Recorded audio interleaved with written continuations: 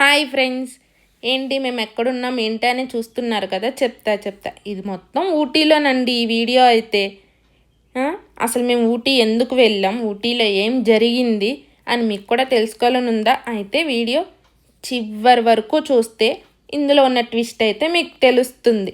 ఓకేనా? ఎవరైనా first time నా వీడియో చూసే వాళ్ళైతే సబ్స్క్రైబ్ చేసుకోండి.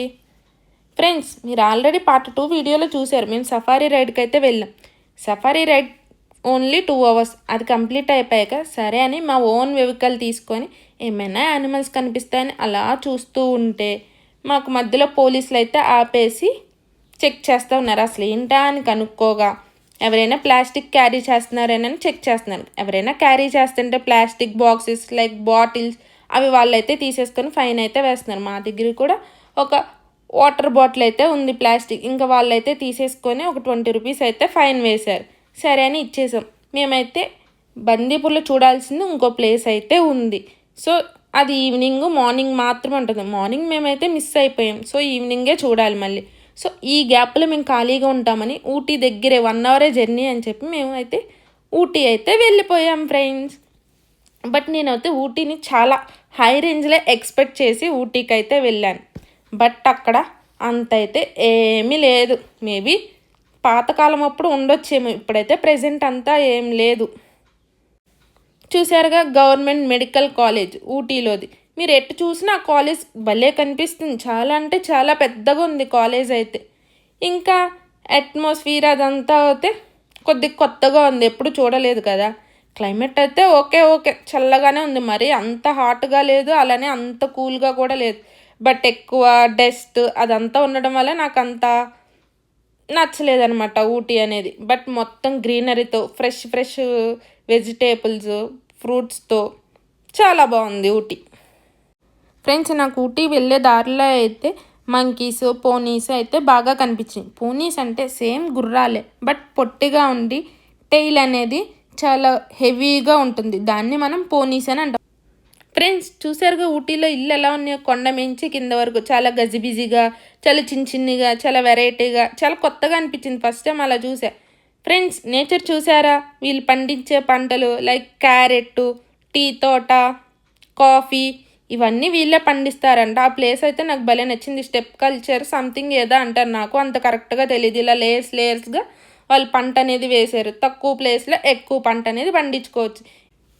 ఇంకా వెళ్ళే దారిలో నాకు అలా ఫ్రెష్ క్యారెట్లు అయితే కనిపించినాయి. ఇంకా వాటిని చూడగానే ఆ కలరు అవి చాలా టెంప్టింగ్గా అనిపించి ఇంకా వెంటనే క్యారెట్లు కొనేసేసి తినేసా.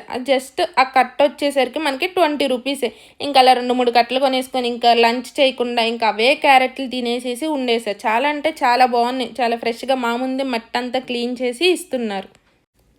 ఫ్రెండ్స్, చూసారుగా పోనీస్ కనిపించాయా మీ అందరికీ? వాటినైతే పోనీస్ అని అంటాం మనం.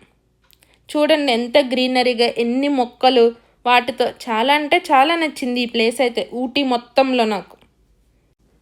మేమైతే ఊటీ ఊర్లోకి వెళ్ళకోకుండా కొద్దిగా బాగా పాపులర్ అయిన ప్లేసెస్ అలా చూసేసుకొని ఇంకా అయితే వెళ్ళిపోయాం. చూసారుగా ఊటీలో నేను టీ తోటకైతే వెళ్ళాను. భలే అనిపించింది ఈ ప్లేస్. అన్నీ ఒక లేయర్స్గా పంట అనేది వేశారు. బాగుంది. తక్కువ ప్లేస్లో ఎక్కువ కవర్ అవుతుంది. ఫ్రెండ్స్, చూసారుగా ఈ గ్రీనరీ ఎంత బాగుందో. కొద్దిగా క్యారెట్ తోటలు, కొన్ని కాఫీ, కొన్ని ఏమో టీ తోటలు అలా అయితే వేశారు. ఇంకా నేనైతే రోడ్డు మధ్యలో ఆగిపోయి ఇంకా అలా ఫొటోస్ వీడియోస్ అయితే తీసుకున్నా. ఇంకా మా హస్బెండ్ క్యామ్ పట్టుకొని అక్కడున్న ప్రతి పిక్ని క్యాప్చర్ చేస్తూ ఉంటే నేను సైలెంట్గా వీడియో అయితే తీసేసాను. చూసారా, పోనీస్ మళ్ళీ వచ్చాయి మన దగ్గరికి.